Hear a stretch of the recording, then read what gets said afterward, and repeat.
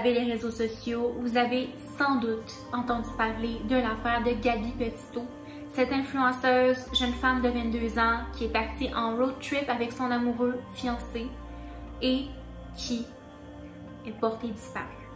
À ce jour, nous avons retrouvé le corps de la jeune femme qui est malheureusement décédée et pour l'instant, c'est considéré comme un homicide.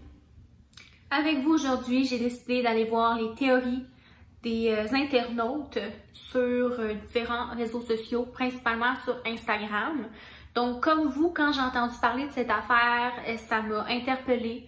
Ça m'a aussi suscité mon intérêt parce que, bon, une jeune femme qui a mon âge, tu sais, j'ai 23 ans, elle en a 22. Je trouve ça effroyable et surtout que c'est surtout les circonstances qui sont assez étranges dans ce cas-ci parce que, bon, elle est partie avec son petit ami, ça faisait déjà plusieurs années, je crois que ça faisait au moins 2 ans qu'ils étaient ensemble. Ils étaient récemment fiancés.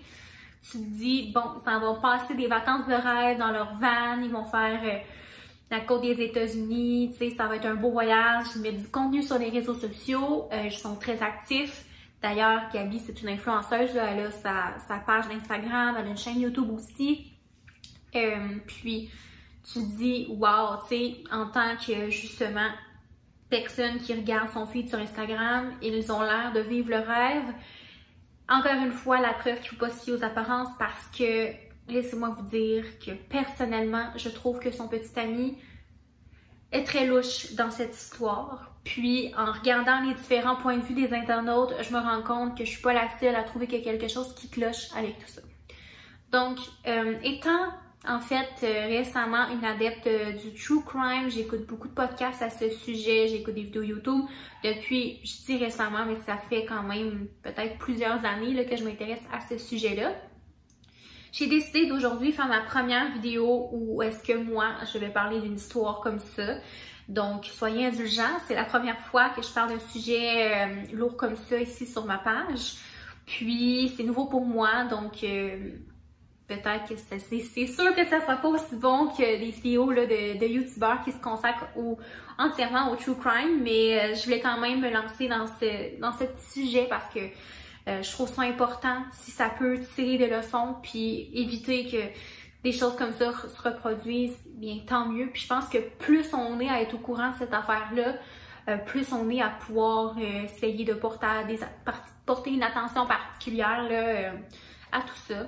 C'est sûr que étant présentement au Canada, au Québec, je suis quand même assez loin de cet événement-là parce que je veux pas, ça s'est déroulé aux États-Unis, mais quand même, je trouve que ce qui est fun avec les réseaux sociaux, c'est que ça peut permettre justement de faire avancer les choses. Fait que tant mieux. Je vais pas me lancer nécessairement dans l'histoire complète parce que je me dis que si vous êtes ici, c'est sans doute que vous savez ce qui s'est passé et que comme moi, vous êtes curieux de voir les opinions des fans là, et les théories qui peuvent émerger du web. Je vais commencer par faire un petit timeline des événements. Je vais pas entrer dans les détails nécessairement du déroulement de leur road trip parce que je me dis que sans doute que vous êtes déjà au courant de l'histoire. Mais en fait, le 2 juillet, il commence là, officiellement le road trip. Donc, c'est ça. Ils ont mis une photo comme quoi ils partaient là, pour les prochaines 6 semaines. Puis, ils partaient de New York. Puis, dans le fond, ils ont pris une voiture. C'est une espèce de van 2012 qu'ils ont aménagé pour pouvoir comme vivre dedans. Bien qu'ils dormaient parfois dans une tente. Au cas des intempéries, il y avait la van. Donc, un événement qui est quand même assez important dans le déroulement de cette histoire, c'est la date du 12 août, où un couple a été aperçu en train de violemment se quereller là, à l'extérieur d'un petit commerce là, dans un endroit là, justement aux États-Unis. Je ne me rappelle plus exactement. Moab City, Utah. Ouais. Donc, finalement, c'est ça, ils chicanaient, puis Gabby Petito, elle a été ben, pas violente, là, mais elle a quand même fait des gestes physiques envers son copain. Et puis, apparemment, ben, en fait, ce qui a été dit, c'est que lui, il l'a pris, il l'a rentré dans le van, puis ils sont partis. Et que les gens autour s'inquiétaient un petit peu de cet événement-là, de l'air de dire mon Dieu, tu sais, qu'est-ce qui va se passer? Est-ce qu'ils sont corrects? Fait qu'il y en a qui ont appelé le 911. Le 911 a réussi assez rapidement à retracer la vanne. Évidemment, c'était Gabby et Brian. Et puis, Gabby, elle pleurait beaucoup. Elle disait que parfois, elle était difficile avec son petit copain. Je pense qu'elle a un trouble, une maladie mentale, mais le nom m'échappe. Mais c'est ça. Elle disait qu'elle était dans une espèce de crise, là. Peut-être une crise de panique ou je ne sais quoi, mais elle était comme en crisis mental breakdown. Fait qu'elle a juste comme pété aux frettes, là, mettons, l'expression qu'on dit au Québec. Mais c'est ça, fait que finalement, les policiers ont juste dit, bon ben, tu sais, essayez d'être séparés ce soir, puis essayez de vous calmer, tout ça. Fait que c'est resté comme ça. Eux ont poursuivi le road trip par la suite. Le 25 août, c'est la dernière date où on a des nouvelles de Gabby vivante. Parce qu'elle a fait un appel vidéo avec sa maman cette journée-là, avec sa famille. C'est la dernière fois qu'on l'a vue en chair et en os, si on peut dire. Oui, elle a reposté, elle a continué de publier sur Instagram. Je dis elle, mais on ne sait pas si c'est vraiment elle. Puis elle envoyait des SMS, mais encore là, Brian aurait très bien pu prendre son téléphone et envoyer des messages ou publier les photos à sa place. Donc, on peut pas être sûr à 100% que c'était Gabby qui mettait ces messages-là, qui parlait là, par SMS ou sur Instagram. Et c'est le 27 août que nous avons eu le dernier message texte, en fait, là, du téléphone, provenant du téléphone de Gabby. C'est cette date-là qu'on a eu la dernière nouvelle d'elle. Par la suite, c'est silence radio. Le 1er septembre, une date très importante dans cette histoire parce que c'est là où tout commence réellement. C'est la date à laquelle Brian revient chez lui, dans sa vanne, seul, sans Gabby Petito. Il est seul. Mais qu'est-ce qui s'est passé?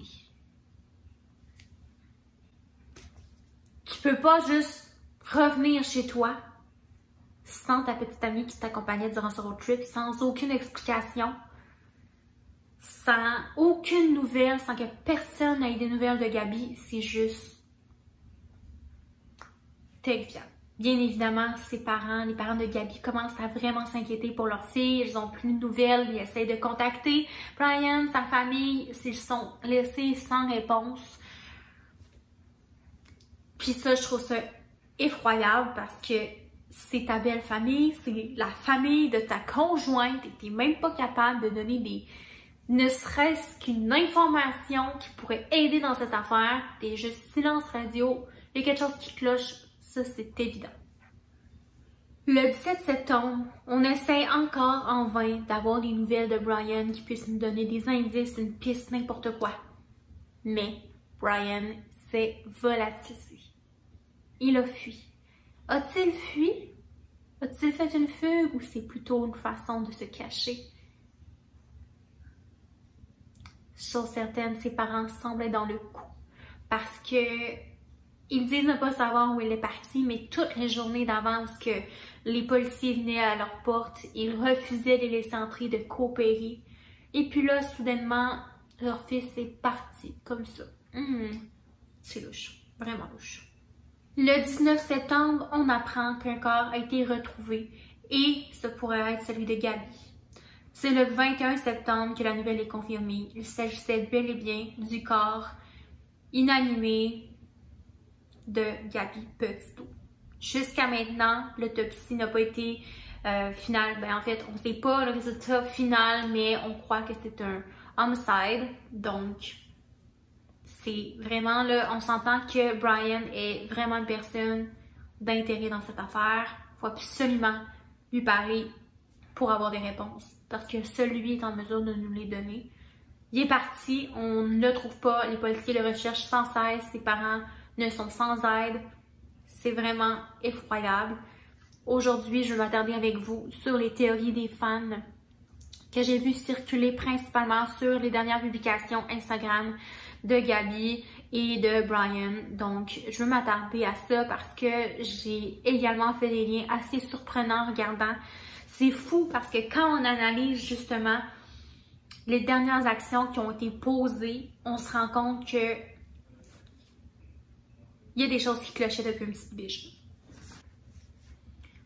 La toute dernière publication sur le compte de Gabi, qui est à commercial Gabs Petito, c'est Gabs Petito, le compte Insta.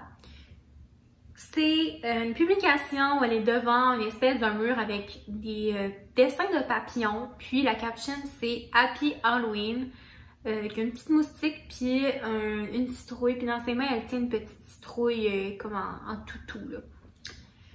Quand on regarde les commentaires de cette publication, bon, bien sûr, les gens souhaitent les condoléances parce que dans les derniers jours, beaucoup de personnes sont allées commenter. Puis un commentaire sur cette publication, entre autres, qui suscite mon intérêt parce que la personne, elle dit « Cette publication, ça fait pas de sens. Il était en train de voyager au travers le pays, puis il visitait des parcs nationaux. Puis là, tout à coup, ils sont dans la civilisation. » Parce que leur road trip, c'était... Il y avait beaucoup d'endroits où il n'y avait pas de réseau, là. Puis là, tout d'un coup, ils sont à un mur qui est dans une espèce de village quand même achalandé. La description, la caption est très générique. Puis aussi, la personne a dit « C'est pas Gabi qui a publié ça. Ça ressemble pas à son type de contenu. » Puis en analysant l'Instagram, je dois avouer que ça ressemble pas effectivement au type de contenu de Gabi. Il y a une fille qui a dit « Pourquoi l'emoji de mouche quand c'est papillon en arrière? Une fille aurait mis un papillon. » Je dois avouer que personnellement j'aurais mis un papillon, mais bon, hein, peut-être que Gabi c'est son genre, je sais pas. Quelqu'un dit « Je suis sûre que ça a déjà été regardé, mais j'ai fait quelques recherches. » Puis sur cette publication-là, justement, elle tenait une citrouille devant le mur monarque qui est... bon, là, il a mis le lien de c'était où. Ça, elle dit, je crois que c'était bizarre qu'elle tenait une citrouille au mois d'août, parce que là, on était juste au mois d'août, c'est sûr. Puis, elle a peut-être été à un marché d'artistes qui était pas loin de là, puis qu'elle a acheté cette petite citrouille. Il a réussi à regarder, puis elle pense qu'elle aurait pu aller au magasin Simply Fed, parce que le vendeur, il a déjà vendu des choses comme ça là-bas. C'est ça. Elle a dit que peut-être la photo, elle a été vraiment prise cette journée-là. Il faudrait regarder ce qui s'est passé là-bas. Quand on s'attarde à d'autres publications qui ont été faites au mois d'août, il y a une semaine, quelqu'un a commenté « Je pense que j'ai un indice. » Gab, elle aimait pratiquement toutes les photos. Quand Brian publiait une photo, automatiquement, elle likait la photo. Mais depuis le 18 juillet, ce n'est plus constant. Puis, ensuite de ça, elle publie beaucoup moins. Ça fait pas de sens. Elle aimait en fait toutes les publications Instagram dans le passé, puis depuis cette journée-là, elle ne le fait plus ou c'est plus constant. Une autre personne qui pense que peut-être que c'est des vieilles photos qu'il prend pour publier justement. Pourquoi les gens pensent ça? C'est qu'en fait, ses cheveux ont l'air d'être frais faits. Elle est blonde. Sur les photos d'avant, tu vois qu'elle a quand même une repousse là, de cheveux. C'est normal, elle est en voyage. Tu sais, elle est dans une vanne, là. C'est sûr que la repousse sera pas parfaite, mais sur cette photo-là, la dernière publiée, on voit que ses cheveux sont fraîchement tendus. Ce qui laisse porter à croire que soit c'est une vieille photo qui a été publiée, et donc c'est juste pour brouiller les pistes, de dire qu'ils étaient à cet endroit-là, quand en fait, ils n'étaient pas du tout là. Ou deux, elle a été se faire teindre les cheveux sur la route pendant leurs vacances. Ce qui, pour moi, est peu probable. Aussi, on dit dans les commentaires que les deux seules photos qui ont été publiées depuis l'appel vidéo avec sa mère n'ont pas les mêmes éléments que ses photos d'avant. D'habitude, Gabi, elle met toujours la location, là, donc c'est quand tu peux taguer l'endroit où tu es. Et elle met ses hashtags dans la description même des photos. Alors que là, à partir de ce moment-là, les captions sont beaucoup plus longues, négatives, c'est des vrais romans. Puis quand je regarde les photos Instagram qu'elle publiait dans le passé, c'est toujours short and sweet. Soit c'était une phrase ou quand elle écrivait un petit peu plus de texte, ça dépassait jamais, mettons 5 lignes. Tandis que là, c'est des paragraphes super longs. Puis dans le paragraphe, elle n'arrête pas de taguer Brian comme à quasiment 5 reprises. Ce qui n'était pas dans ses habitudes. Les hashtags, plutôt que d'être dans la description, c'est dans les commentaires. Ça semble être des vieilles photos qui ont été repost. Fait que c'est vraiment bizarre. On a l'impression que c'est pas elle qui a publié ces photos-là. Il y a une photo qui a été publiée, c'est les gens de Gabi dans la van. Puis les gens disent que cette photo-là a été mise en story puis qu'elle est dans les highlight stories sur le compte de Gabi depuis déjà plusieurs semaines. Fait que cette photo-là, on le sait qu'elle n'a pas été prise cette journée-là. On sait que c'est une vieille photo qui a été publiée. Là, on se dit, est-ce que c'est Gabi? Tu sais, t'es en voyage, tu vois plein de belles choses toute la journée. Pourquoi aller mettre une vieille photo que t'avais mise en story? C'est sûr que dans les derniers jours, tu as vu des choses beaucoup plus belles que ça, que tu as envie de publier. Donc moi, ça me laisse porter à croire que c'est pas elle qui a mis ça encore une fois. Le 19 août, il y a une vidéo YouTube qui est publiée par Gabi. Puis les gens disent que ça semble être étrange la relation entre les deux. Au début du voyage, il était super heureux, ça se voyait super souriant, mais là, la relation entre les deux a l'air d'être étrange, awkward. Puis les interactions sont brèves. Tu sais, ça paraît qu'il y a quelque chose qui cloche dans le couple. Surtout en plus qu'on sait que dans les jours précédents, ils ont eu une grosse chicane là, publique devant tout le monde. Là, puis qu'ils se sont même fait arrêter. Il y a un commentaire qui a particulièrement suscité mon intérêt. Il m'a même bouleversée parce que si c'est vrai ce qui est dit dans ce commentaire-là, c'est juste vraiment une histoire comme vous allez voir. Je vous mets le commentaire juste ici. En gros, ce que ça dit, c'est que quelqu'un qui a découvert, en fait, que, en fouillant là, sur les réseaux de Brian, que ce gars-là était obsédé avec Chuck Palahniuk. Je sais pas si... Palahniuk? Ouais. Puis son livre Lullaby. Fait qu'en gros, histoire courte, c'est l'histoire d'un cross-country road trip qui en fait, il devient un tueur en série.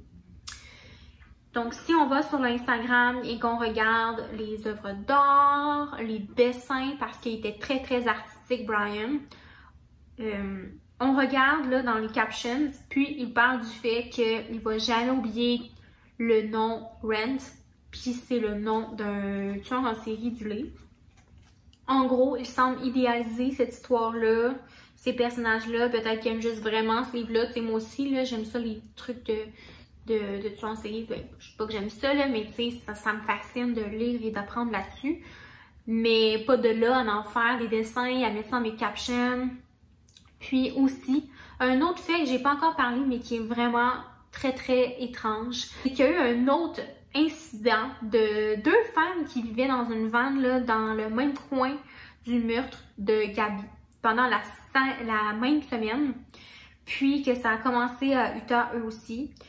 Et que les deux filles ont parlé à leurs amis d'un gars qui était creepy, qui espionnait pas loin de où qu'elles étaient campées.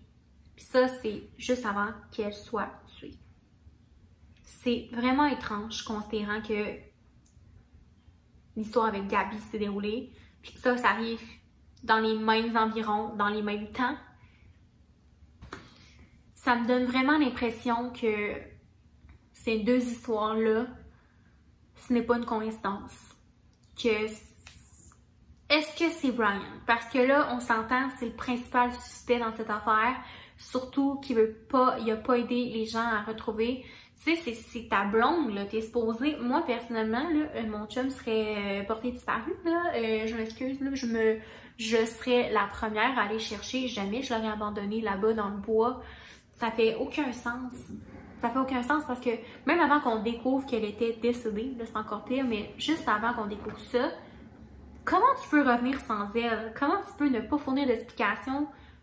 Elle peut pas être juste, tu sais, il aurait dit on s'est chicané, elle m'a dit de repartir, elle est restée là-bas faire ses choses, elle a pas de réseau sûrement.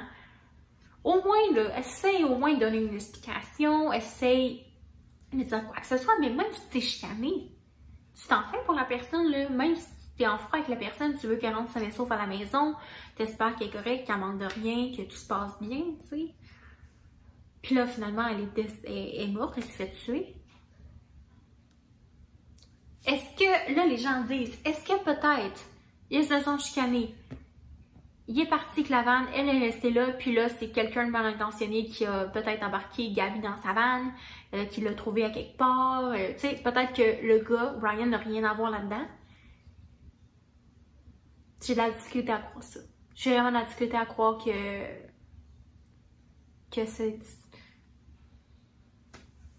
C'est une histoire complètement folle. J'espère que Brian sera retrouvé parce que là, au moment où je vous parle, il est encore à la fuite. On ne sait pas s'il a fugué, peut-être qu'il est caché. En fait, peut-être même s'est organisé avec sa famille. On le sait pas.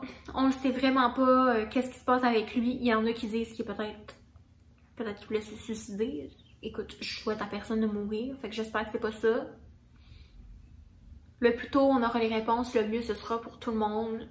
Je trouverais ça tellement important que la famille de Gabi puisse avoir les réponses à leurs questions. Tout ça, c'est un drame effroyable. Puis ils méritent de connaître la vérité. Ils méritent d'avoir l'heure juste par rapport à ce qui s'est passé pour pouvoir tourner la page et vivre leur deuil parce que c'est juste incroyable comme histoire, c'est épouvantable. C'était les principales pistes que j'ai découvertes sur le Instagram de Gabi Petito. Je trouve que certains commentaires sont très intéressants, méritent d'être poussés un petit peu plus loin. Surtout l'affaire avec l'obsession pour les tueurs en série, les livres et tout ça. L'histoire du livre, apparemment, fait penser à ce qui s'est passé. Donc, l'espèce de road trip qui finit mal, là. Fait qu'imaginez si c'était orchestré depuis le début. Imaginez si lui, son plan depuis le départ, c'était ça. On le sait pas, là. Il est peut-être complètement débile, là. On n'a aucune idée, là. Le gars que Gabi pensait bien connaître ne s'avère pas être celui qu'on pense. Et ça, c'est d'une tristesse. Je suis sans mots sur cette histoire-là, c'est épouvantable. Puis j'espère que ça peut montrer aux jeunes filles de faire attention, de toujours... Quand la personne avec qui on est nous inspire plus confiance, il faut s'écouter, il faut sortir de là à tout prix, vraiment. Si jamais vous savez d'autres informations que je n'ai pas mentionnées dans cette vidéo, parce qu'il y en a beaucoup d'autres, j'ai pas fouillé sur Reddit, j'ai pas fouillé sur Facebook, ni sur Twitter. Je me suis concentrée juste sur Instagram. Mais je suis curieuse de savoir quelles autres informations vous savez sur ces histoires-là, sur cette histoire-là, principalement sur celle de Gabi. Puis si vous avez de l'information aussi sur l'autre meurtre qui s'est déroulé pas loin, j'aimerais le savoir parce que je n'ai pas beaucoup d'informations sur cette histoire-là qui peuvent être très fortement liées ensemble. Je vous invite dans les commentaires à me dire ce que vous savez. Fait que dites-moi dans les commentaires si vous avez d'autres informations pertinentes à me mentionner. Et on espère vraiment qu'on aura les réponses souhaitées. Et mes sincères condoléances à tous ceux qui ont été affectés par cette tragédie. Donc, comme je vous dis, c'était ma toute première vidéo par rapport au sujet du true crime. Fait que c'est sûr que c'était un petit peu... j'étais pas... c'est tout nouveau pour moi. C'est pas le genre de sujet que je suis habituée de parler. Fait que c'est sûr que ça va me prendre de la pratique. C'est sûr aussi que je vais m'habituer parce que c'est un sujet, excusez-moi, qui est plus lourd, qui est plus exigeant. C'est vraiment pas les sujets que je suis habituée d'aborder ici. Fait que ça se peut que vous soyez un petit peu perdu. J'espère que somme toute, vous avez été capable d'en apprendre plus sur cette affaire, que ça a également suscité de l'intérêt chez vous à en apprendre plus. Puis merci d'avoir visionné cette vidéo. Et n'hésitez pas à aller regarder les autres vidéos sur ma chaîne, même si c'est complètement différent. Vous allez voir une autre facette de moi qui est vraiment plus bubbly et souriante et de bonne humeur et hop la vie que lors de cette vidéo. Abonnez-vous si ce n'est pas déjà fait, laissez-moi un like et je vous embrasse, prenez soin de vous et soyez prudents. Bye!